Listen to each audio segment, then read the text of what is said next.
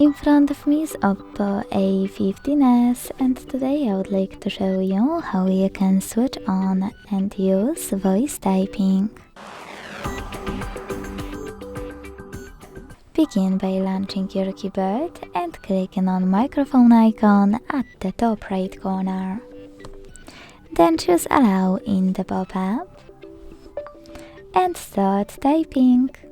As you can see, voice typing is on. If you want to stop, you need to tap on the same microphone or stop talking.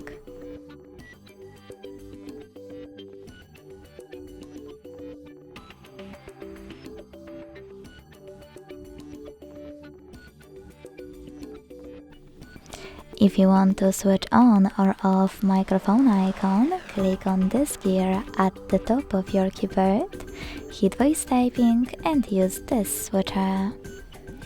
Thanks so much for watching. If you enjoyed this video, leave a like, comment and subscribe. Bye!